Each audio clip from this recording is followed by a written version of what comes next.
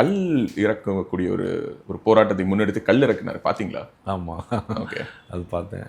Okay. ஆனால் என்னென்னா, என்னை பொறுத்தவரையிலையும் வந்து இந்த டாஸ்மாகில் குடிக்கிற இதெல்லாம் விட்டுட்டு ஓரளவு கல் வந்து போதைப்பொருள் இல்லாத ஒரு இந்த நீராபானம்லாம் இருக்கிறாங்க, அந்த மாதிரி உள்ளதெல்லாம் வந்து இருக்குனாக்கினா பனைமரம் வந்து நம்மளுடைய நாட்டில் மிகப்பெரிய சொத்து. அது பனைமரத்தில் மட்டும்தான் எல்லா பொருளும் பயன்படும்.